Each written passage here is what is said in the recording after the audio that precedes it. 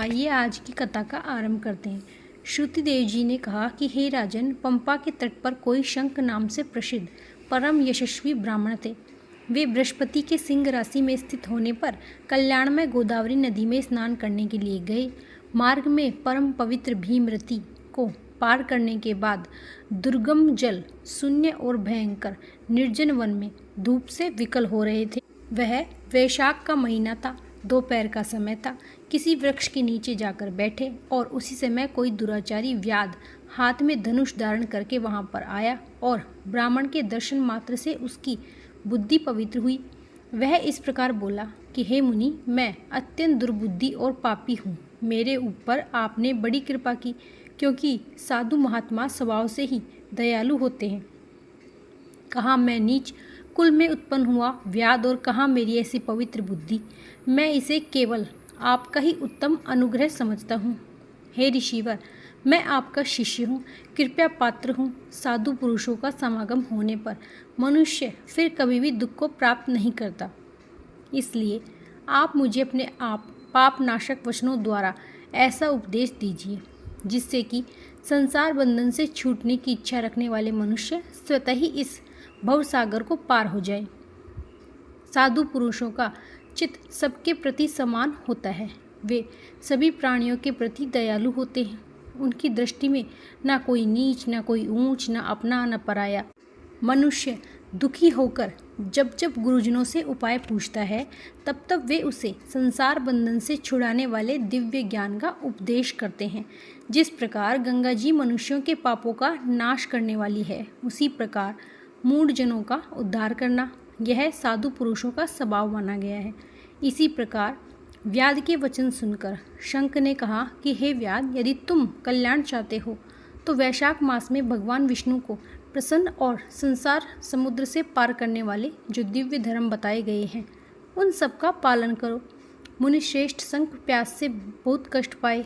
दोपहर के समय उन्होंने सुंदर सरोवर में स्नान किया और युगल वस्त्र धारण करके मध्याह्न काल की उपासना पूर्ण की।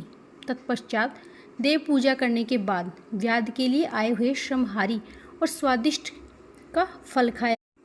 जब वे खा पी कर सुखपूर्वक विराजमान हुए, उस समय व्याध ने हाथ जोड़कर फिर से कहा कि हे मुनि, किस कर्म से मेरा तपोमय व्याध कुल में जन्म हुआ और किससे ऐसी समृद्धि महात्मा की संगति प्राप्त हुई। हे प्रभु, यदि आप ठीक समझे तो मैंने जो कुछ भी पूछा है वह और अन्य जानने योग्य जो भी बातें हैं वह आप मुझसे कहीं सुनाइए। यह सुनकर शंख ने कहा, पूर्व जन्म में तुम वेदों के पारंगत विद्वान ब्राह्मण थे। साकल्य नगर में तुम्हारा जन्म हुआ। तुम्हारा गोत्र भी वत्स और नाम स्तंभ था। उस समय तुम बड़े तेजस्वी समझे जाते थे, लेकिन आगे चलकर किसी वैश्या में तुम्हारी आसक्ति हो गई थी। इसी कारणवश तुम अपने नित्य कर्मों से दूर हो गए थे। उस समय तुम्हारी ब्राह्मणी पत्नी कांति थी।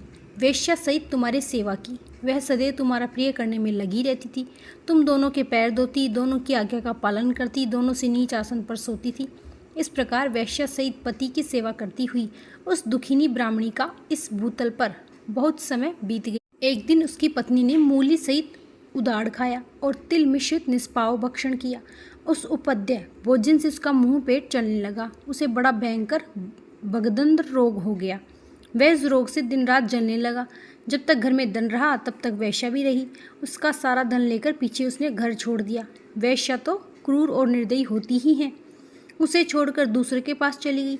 तब वह ब्राह्मण रोग से व्याकुल चित्त होकर रोता हुआ अपनी स्त्री से कहने लगा, हे देवी, मैं वैश्या के प्रति आसक्त होकर अत्यंत निष्ठुर हो गया था और मैंने तुम्हारा निरादर किया। हे सुंदरी, तुम परम पवित्र हो। मैंने बहुत बुरा किया। हे कल्याणी, जो पापी और निंदित मनुष्य अपनी विनीत पत्नी का आदर नहीं करता। इस प्रकार अनुताप युक्त वचन कहते हुए पति से वह पतिव्रता हाथ जोड़कर बोली, हे प्राणनाथ, आप मेरे प्रति किए व्यवहार को लेकर दुख न होए। मैं आपके ऊपर तनिक भी क्रोध नहीं करूँगी। दुख रूप होकर आते ही हैं। जो उन दुखों को धैर्यपूर्वक सहन कर लेते हैं वही स्त्री साध्वी मानी जाती है और वही पुरुष श्रेष्ठ। उस उत्तम वर्ण वाली स्त्री अपने पिता और भाइयों से धन मांगकर लाई थी और उसी से पति का पालन करने लगी। उसने अपने स्वामी इससे उसको और योगी परम पद की प्राप्ति हुई। तुमने अंतकाल में वेश्या का चिंतन करते हुए शरीर छोड़ा था, इसलिए इस घोर व्याधि के शरीर में आ गए हो। हिंसा में आसक्त हो, सबको उद्वेग में डाला करते हो। तुमने वैशाख मास में मुनि को शरबत देने के लिए ब्राह्मणी को अनुमति दी थी, और उसी पुण्य से आज व्याध होने पर भी तुम्हें सब सुखों के एकमात्र साधन धर्म विषयक प्रश्न पूछने के लिए उत्तम बुद्धि प्राप्त हुई है। तुमने जो सभी पापों को हरने वाले मुनि के चरणोदक को सिर पर धारण किया, उसी का फल तुम्हें मिला है। आज की कथा